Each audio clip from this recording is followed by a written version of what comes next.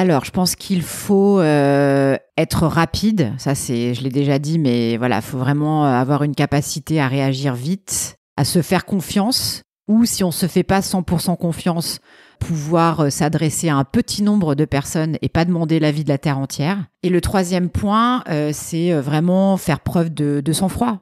Enfin, c'est une qualité qu'on a ou qu'on n'a pas, sans doute, mais ne pas paniquer, ne pas céder à la panique.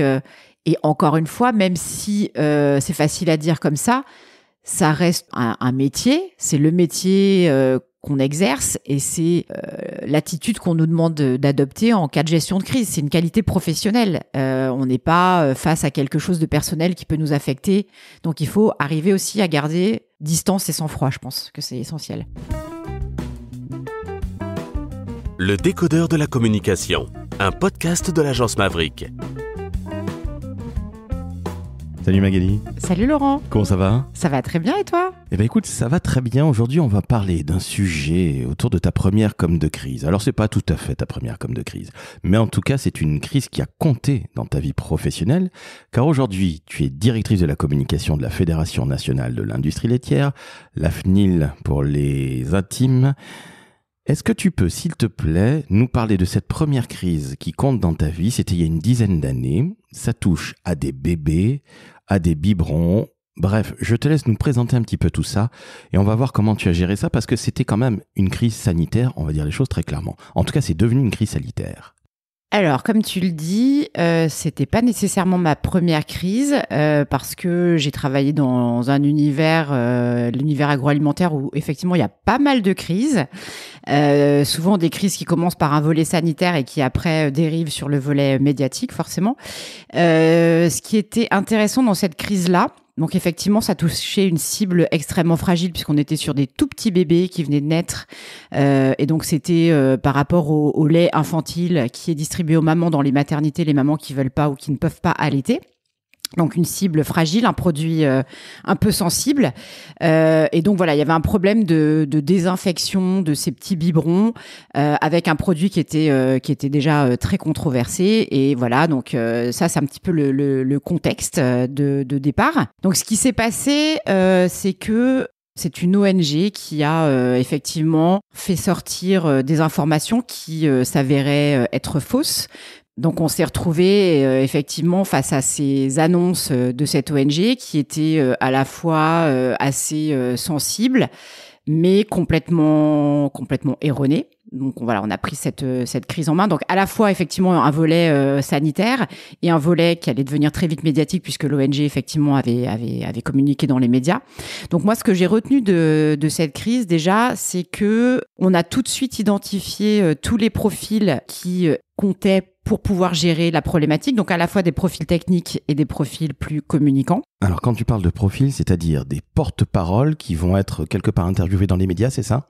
Alors il y avait à la fois des personnes qui étaient garantes du fond, c'est-à-dire qui étaient capables de nous expliquer ce qui s'était passé et qui étaient capables de nous aider à apporter de la matière pour élaborer des messages. Il y avait bien évidemment les porte-paroles, enfin un porte-parole en l'occurrence, parce que sur ce type de crise assez sensible, il vaut mieux rester dans quelque chose de clair. Donc on avait une personne qui s'exprimait. Et bien évidemment, des communicants et le volet affaires publiques aussi qui était très présent puisqu'il fallait aussi être en lien avec les autorités sanitaires et les institutionnels. Donc, ce qui était intéressant, c'est qu'effectivement, on a tout de suite bien identifié les profils qui devaient participer à cette gestion de crise.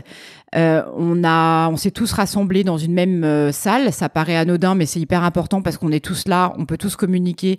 Et surtout, ça devient notre sujet prioritaire. C'est-à-dire que tous les autres sujets sont évacués. On arrête vraiment toutes les affaires courantes. Et on ne se concentre que sur la gestion de crise, parce que c'est une crise qui est grave, qui peut avoir vraiment de gros impacts en termes de réputation. Donc voilà, on est tous autour de la table, tous dans une pièce en train de gérer cette crise. Combien de temps ça dure justement ? Parce que cette crise vous tombe dessus. Donc d'abord, il y a ces informations vis-à-vis de bébés. Donc on peut des nourrissons, disons-le, s'ils viennent à peine de naître, ils ont quelques jours ou quelques heures. C'est ça. Il n'y a rien de plus sensible en termes de population. Exactement. Tu as l'ONG qui va diffuser des informations plus ou moins justes, plus ou moins erronées. À l'époque, tu travailles dans une fédération professionnelle. Ouais, c'est ça. Et là, ça peut ressurgir sur l'intégralité du métier et du secteur. Donc, il y a des très, très gros enjeux financiers, de réputation et médiatiques. Alors, essentiellement des enjeux de réputation, hein, effectivement, et surtout que les informations sont fausses. Donc c'est vraiment c'est vraiment quelque chose qui tombe et qui peut vraiment nous faire risquer gros en effet, mais où on a vraiment des arguments pour dire que c'est pas la réalité en fait. Comment tu découvres ça? Justement dans les médias, suite à la prise de parole des ONG? Oui, c'est ça a commencé par un communiqué émis par une ONG en fait, tout simplement. Et alors comment ça se passe? Je m'explique. À un moment, tu te dis, mon Dieu, ça va nous tomber sur le coin de la figure, je pense qu'il va y avoir un effet ricochet. Ou est-ce qu'au contraire, d'emblée, vous vous dites, allez, on prend ça tout de suite au sérieux, on fait notre war room, comme on dit là-bas aux States, à savoir qu'on se réunit tous, et tu as eu de la chance d'avoir tout le monde, entre guillemets, sous la main, et vous vous réunissez. Comment ça se passe? Au début, vous avez peur, ou vous vous dites, on voit, on regarde si ça déborde un peu? Non, on n'a pas eu le temps ni d'avoir peur, ni de temporiser, de savoir si ça allait déborder. En fait, on a tout de suite pris les choses hyper au sérieux parce que je pense que l'essentiel dans la gestion de crise et quand ça devient une crise médiatique notamment, c'est d'être ultra réactif. Donc c'est pour ça qu'il faut vraiment que toutes les personnes concernées soient en effet dans la war room, comme tu dis, et qu'on ne s'occupe que de ça. Parce que vraiment, chaque seconde qui passe est une seconde perdue. Alors justement, combien de temps ça a duré cette réunion, cette réunion, où vous étiez tous ensemble? C'est plusieurs jours, c'est quelques heures? Parce que là, tout le monde est sur le pont. Hein. Je pense que la première journée a été assez longue. On a débuté le matin et on a terminé assez tard dans la nuit. Et puis après, petit à petit, enfin, étant donné qu'on a réagi très vite et qu'on a vraiment réussi tous à enclencher les bons messages au bon moment, ça s'est passé relativement vite. La première journée a été dense. Et après, voilà, on est resté encore quelques jours en cellule de crise, histoire de pouvoir être sûr que tout allait bien et que tout était revenu à la normale. Après, on a continué à monitorer, mais voilà, il y a eu une grosse journée essentiellement. Il y avait une agence de communication de crise avec toi ou vous avez géré tout en interne? On a tout géré en interne. Entendu, ce qui veut dire que dans ton syndicat professionnel, sans citer de nom évidemment, si tu donnes juste les fonctions, il y avait qui autour de cette table dans cette war room? Alors, il y avait une personne qui était expert des questions sanitaires. Donc voilà, lui qui pouvait vraiment comprendre ce qui s'était passé et nous donner des éléments concrets et de fond scientifique. Il y avait une personne qui s'occupait des affaires publiques pour pouvoir contacter les pouvoirs publics et être en lien avec les pouvoirs publics et les autorités. Il y avait une porte-parole qui, elle, avait aussi un background scientifique. Donc, c'était quand même assez intéressant de la voir. Et c'était elle, effectivement, qui portait le message. Et après, il y avait moi. Donc, vous étiez 4 Communication. Vous étiez 4 Oui, à peu près. Après, voilà, il y avait des personnes qui gravitaient un peu autour, mais on était principalement 4. Toi qui n'as pas de background scientifique, tu te retrouves avec 2 scientifiques, la porte-parole et puis l'expert technique. Comment tu as fait pour essayer de comprendre les choses? Est-ce que c'était une problématique très complexe à comprendre, ne serait-ce que pour toi intellectuellement? Parce qu'à un moment, il va falloir créer des éléments de langage, etc., mais tu vas en parler. Ou est-ce que tu nageais? Pardonne-moi de l'expression. Ou est-ce que finalement, tu as compris très très vite ce dont il retournait? Parce que ça peut être aussi ça, la grande difficulté. Tu te prends une crise sur le coin de la figure qui va devenir médiatique et en plus, tu ne comprends pas très très bien les choses. Et alors là, c'est idéal pour se noyer dans la Seine. Alors c'était une problématique assez complexe parce que tu as toujours ce qu'on fait, ce qu'on a le droit de faire et ce qui est acceptable ou pas. Donc oui, c'était assez compliqué. Déjà, la première question que j'ai posée, c'est est-ce qu'on a fait ce qu'on nous reproche ou est-ce qu'on ne l'a pas fait? Parce que je pense que c'est vraiment ce qui permet après de mettre en place la stratégie de gestion de crise. En fait, c'est si on est coupable ou si on n'est pas coupable, c'est pas du tout la même façon de gérer les choses. C'est-à-dire que tu as carrément posé la question. Ah bah bien sûr, évidemment, oui, tout à fait. C'est la première chose quand on doit gérer ce genre de crise, c'est qu'il faut que nous on sache exactement ce qu'il retourne. Parce qu'on peut pas, on peut pas commencer à raconter quelque chose en se dédouanant pour qu'après on se rende compte que finalement on n'était pas nickel quoi. Et alors ce qu'on a dû faire aussi par ailleurs, c'est bien interroger et bien s'assurer que toutes les marques que l'on défendait étaient aussi toutes clean parce qu'il y en avait plusieurs. Alors, je rappelle que tu étais dans un syndicat professionnel, voilà. C'est-à-dire que c'est une association, une fédération d'entreprises et de marques qui décident de s'associer pour justement faire porter le message auprès, entre autres, des pouvoirs publics. Donc, là, encore une fois, ce n'est pas une seule et unique entreprise, ce sont plusieurs entreprises. Et exactement. donc, je comprends mieux que tu dois voir si justement tout le monde est clean. C'était le cas? Oui, tout à fait. On s'est vite rendu compte, heureusement, que tout le monde était clean, que effectivement le sujet était un peu compliqué, mais que on allait pouvoir le vulgariser. Et surtout, je me souviens très bien que dans ce cas-là, ce qu'on s'est dit, et j'avais la porte-parole qui était complètement alignée avec moi, c'est il faut qu'on délivre un message simple, un message rassurant, un message que vraiment tout un chacun peut comprendre. Ok, Il n'y a pas d'ambiguïté, voilà. Alors justement, comment vous faites? Parce que c'est technique, tu m'as dit que c'était une problématique qui était très complexe. Ouais. Comment vous arrivez à accoucher de ce message intelligible de toutes et tous? On part tout simplement de ce que j'ai dit au début, c'est qu'on savait que toutes les marques étaient clean, on savait que c'était une pratique qui certes existait, mais que nous n'utilisions pas, donc il n'y avait plus qu'à affirmer ce message et c'est tout. D'accord. Aussi sans simple se que ça. noyer dans des détails, sans se noyer dans des justifications, il fallait vraiment que le message soit limpide. Ok, donc vous accouchez de ce message dans cette war room. Bon, faut reconnaître aussi, vous n'êtes pas trop nombreux autour de la table, donc ça évite de se disperser et puis qu'il y en ait un qui tape un peu plus fort du poing sur la table ou qui dise non, on va dire ci, ça ou ça. Et on peut aussi, alors sans citer ces gens-là, mais on peut leur dire cocorico et bravo parce qu'ils ont osé dire les choses. C'est-à-dire que quand tu as posé la question, sommes-nous coupables ou pas, entre guillemets, ils t'ont dit non. Et tu as eu le courage et le cran de le dire. Donc tu dis bravo. Oui, c'est ça. De toute façon, c'est vraiment... quand on est dans ce cas de figure, il faut pas tourner en rond, faut l'affirmer. Il ne faut rien cacher. Voilà. Okay. Oui, de toute façon, c'est la base. On est d'accord, c'est du bon sens, mais bon, bref, on ne va citer aucune entreprise, bien évidemment. Donc, vous accouchez de ce message, qu'est-ce qui se passe après ? Ensuite, ça commençait effectivement à pas mal sortir dans les médias. Donc, on a envoyé un communiqué, mais vraiment un communiqué simplissime. Et sur la base de ce communiqué, on a essayé d'avoir des médias de grande écoute qui puissent relayer notre message. Et voilà, c'est ce qui s'est passé. Hein. On a réussi à rentrer en contact avec les JT principalement. Ce qui est déjà très très bien, ce qui est vraiment l'heure de grande écoute. Tu es dans quel état d'esprit lorsque tu envoies tes CP à tous ces grands médias ? Tu es fébrile ? Tu te dis, est-ce qu'ils vont nous croire ou pas, nous les méchants industriels qui faisons du mal aux petits bébés ? Tu es dans quel état d'esprit à l'époque ? Alors c'est vrai qu'il y a toujours dans l'agroalimentaire ce côté un peu suspicieux par rapport aux entreprises, alors que je le rappelle, on est quand même dans une industrie qui est l'une des plus sûres du monde et que bien évidemment notre volonté n'est pas d'empoisonner ni les bébés ni qui que ce soit, hein, au contraire. Et donc oui, forcément, on se demande. Moi, ce que je me demandais surtout, c'est est-ce qu'on va réussir à faire le poids par rapport à ce qui a été dit par une ONG ? C'est un vrai pari.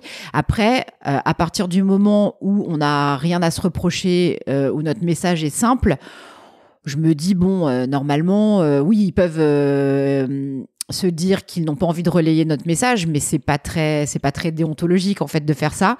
Et par chance, non pas par chance, tu couperas ça. et ça a fonctionné.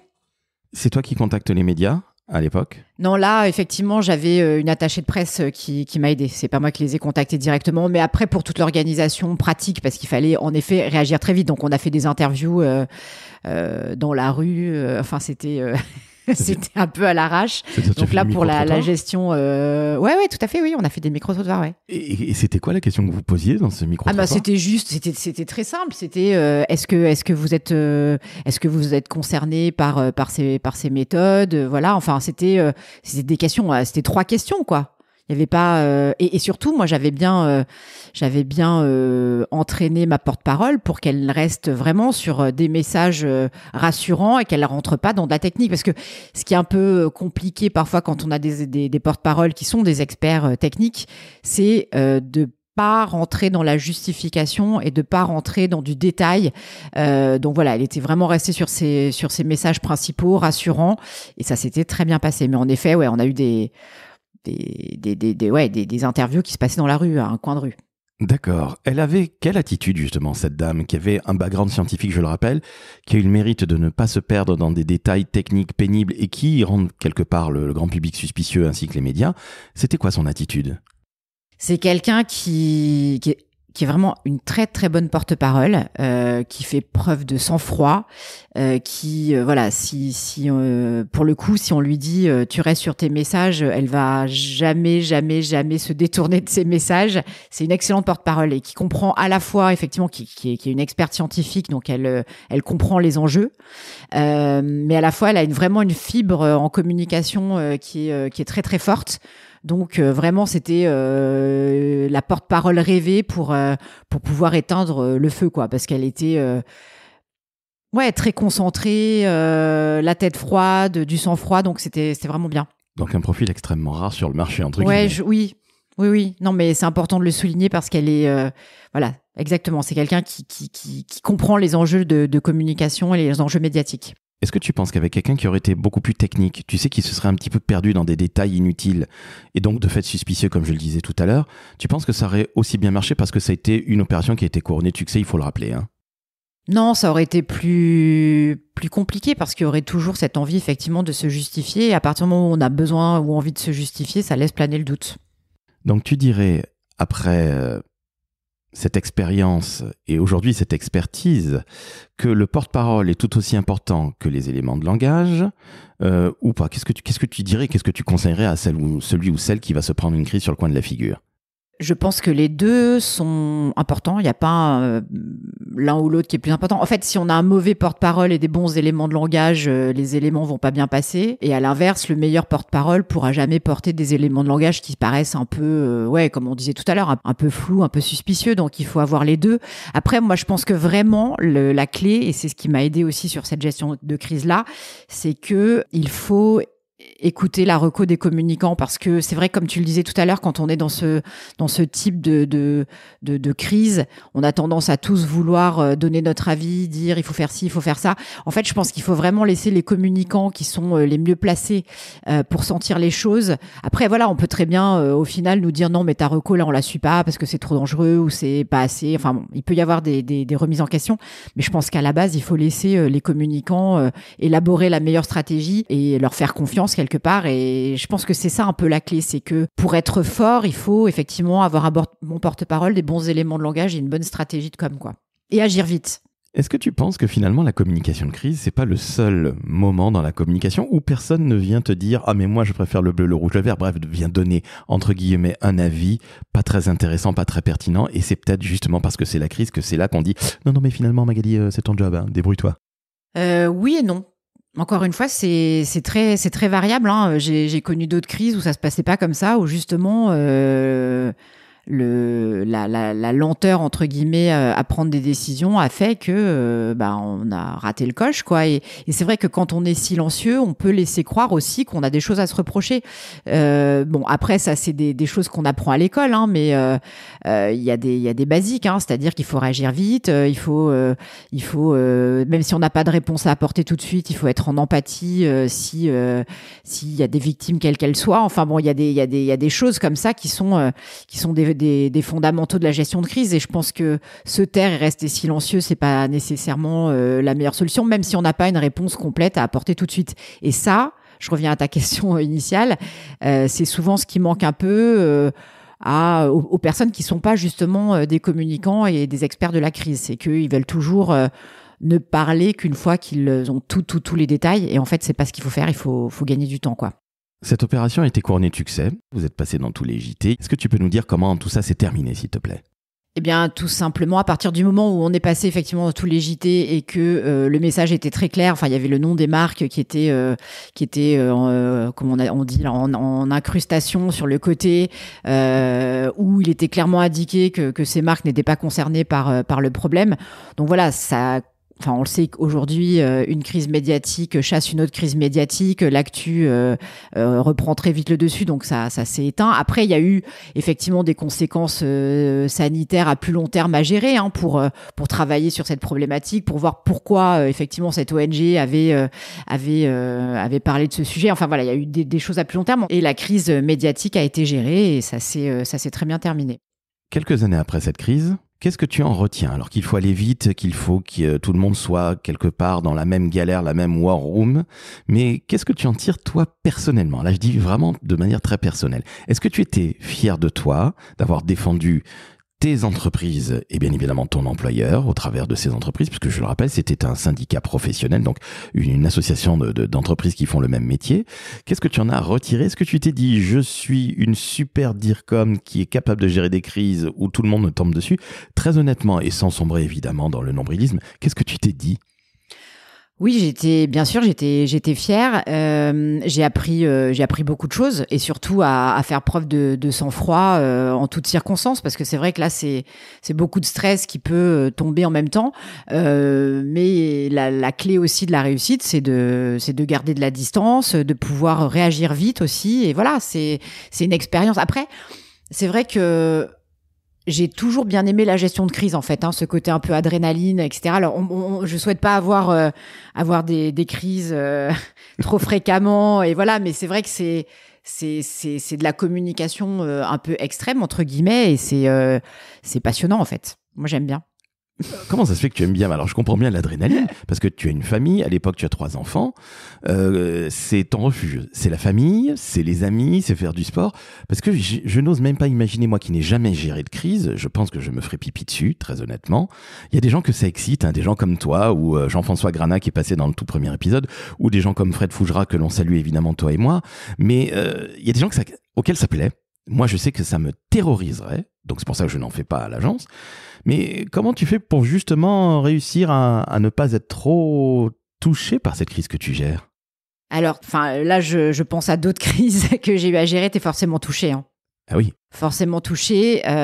Moi, je reviens à ce que je disais tout à l'heure. Là, ça avait été un succès parce que j'étais convaincue qu'il n'y avait pas eu de malveillance, qu'il n'y avait pas eu de volonté de nuire. Souvent, quand on est face à ce type de cas, le négatif prend souvent le dessus, en fait. C'est-à-dire qu'on se dit tout de suite, forcément, ils sont coupables. Et donc, moi, il y a ce côté-là aussi qui m'intéresse, c'est de pouvoir, ça fait un peu chevalier blanc, mais de pouvoir défendre quand on n'a rien à se reprocher. C'est important de. Alors, on sait que le mal est fait quelque part, parce que à partir du moment où le doute s'installe, ou même si, et c'est pour ça qu'il faut gagner du temps et qu'il faut aller vite, c'est qu'il faut pas laisser le temps au doute de s'installer. Donc on sait qu'il y a quand même quelque chose, il y a quand même une suspicion, mais je pense que quand on est de bonne foi aussi, c'est important de pouvoir défendre quelle que soit l'entreprise, le produit, la personne. Voilà, c'est ça en fait qui m'a animée aussi, c'est que j'étais convaincue qu'on avait des choses à dire. Je te pose une question qui est très très difficile, qui est presque d'ordre moral. Si tu travaillais pour une entreprise qui s'avérait totalement coupable, est-ce que tu serais capable de gérer une crise, ou est-ce que tu refuserais en disant « Nous sommes coupables, je n'ai pas envie de défendre un dossier qui me mettrait moralement mal à l'aise, même si vous êtes mon employeur ». C'est une question super dure, je sais. Ouais, c'est clair, c'est très très dur. Encore une fois, on peut être coupable. On peut effectivement avoir un cas des décès. Malheureusement, ça arrive. On fait tous le cas d'école de la SNCF quand on apprend à être communicant. Mais l'important pour moi, c'est d'être de bonne foi. Ça paraît très con, mais parce que effectivement, il y a des choses qui sont pas défensables. Si quelqu'un, effectivement, une entreprise a volontairement, qu'il y a eu des malversations et que c'est malhonnête et que la volonté de nuire était là, non, bien évidemment, là, je pourrais pas le défendre. Mais en revanche, voilà, et puis c'est souvent le cas, dans l'agroalimentaire, effectivement, on a beaucoup de crises, mais c'est rarement, c'est jamais même des volontés de nuire.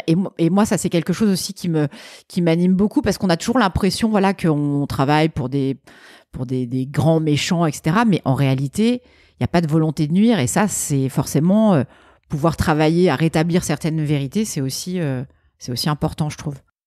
Toi qui as une vraie maîtrise de la crise, tu vois, ça rime, qui a de l'expertise, ça rime encore, qui en a géré des crises, encore des Moïse, quel conseil tu donnes à un communicant, qui soit chevronné ou pas, quel conseil tu donnerais justement pour savoir gérer au mieux une crise? Alors, je pense qu'il faut être rapide, ça je l'ai déjà dit, mais voilà, il faut vraiment avoir une capacité à réagir vite, à se faire confiance, ou si on ne se fait pas 100% confiance, pouvoir s'adresser à un petit nombre de personnes et pas demander l'avis de la terre entière. Et le troisième point, c'est vraiment faire preuve de sang-froid. Ça, c'est hyper important. Alors après, je sais pas si... c'est une qualité qu'on a ou qu'on n'a pas, sans doute. Mais ne pas paniquer, ne pas céder à la panique. Et encore une fois, même si c'est facile à dire comme ça, ça reste un métier. C'est le métier qu'on exerce et c'est l'attitude qu'on nous demande d'adopter en cas de gestion de crise. C'est une qualité professionnelle. On n'est pas face à quelque chose de personnel qui peut nous affecter. Donc, il faut arriver aussi à garder distance et sang-froid. Je pense que c'est essentiel. À l'inverse, et c'est ma dernière question, qu'est-ce qu'il ne faut absolument pas faire, selon toi, quand on est en gestion de crise ? La première chose, c'est de pas paniquer, de pas s'énerver, de pas avoir envie de partir en courant parce qu'on se sent un peu démuni. C'est être bien concentré aussi. Je pense que c'est une qualité essentielle. Mais ouais, je pense que ça demande quand même une capacité à gérer le stress. C'est à pas céder au stress, je pense. Donc en somme, si j'ai bien compris, il faut savoir être très courageux dans ces moments-là. C'est un petit peu comme un DIRCOM, comme la DIRCOM que tu es. À un moment dans nos métiers, on ne fait pas que de la crise, fort heureusement. On fait aussi des campagnes de communication, on est sur les réseaux sociaux, on crée des outils, on crée des stratégies, on pense à des stratégies. Et il faut avoir du courage. Donc je suis ravi qu'on se quitte sur ce message de courage qui est pour moi fondamental, mais pas que dans le métier de la com, c'est-à-dire absolument partout dans la vie. Merci à toi Magali pour tous ces enseignements. Et puis qu'est-ce qu'on doit te souhaiter ? De ne plus avoir à gérer de crise ? Oui, ça serait pas mal, hein, même si c'est intéressant. C'est clair qu'on n'a pas envie qu'une crise majeure nous tombe dessus tous les jours. Mais merci beaucoup. Eh ben, merci à toi Magali, on se quitte là-dessus. Chères auditrices, chers auditeurs, vous avez compris, quand vous avez une crise à gérer, qui plus est avec des bébés, donc ce qu'il y a de plus vulnérable si je puis dire, et ce qu'il y a de plus mignon évidemment, eh bien il faut savoir faire preuve de courage. Il faut savoir se réunir dans une war room, je suis désolé pour cet anglicisme, mais oui, quelque part il faut savoir tout simplement se réunir et puis décider vite comme le disait Magali, et puis on va arrêter de se cacher derrière son petit doigt en ayant peur de tout et de rien. Donc il faut y aller, il faut aller au feu, et oui, quelque part c'est aussi ça qui excite certaines personnes dans la com de crise. Bon, moi je suis un peu heureux, donc je ne fais pas de com de crise, vous l'avez bien compris. Néanmoins, vous pouvez mettre 5 étoiles sur Apple Podcast, mettre 5 étoiles sur Spotify, vous abonner au Décodeur de la com, le meilleur podcast autour de la communication et aujourd'hui de la crise, de l'univers, voire de toutes les planètes et les exoplanètes. Et trêve de plaisanterie, Magali, je te remercie, c'était passionnant. Merci Laurent. Ciao, ciao.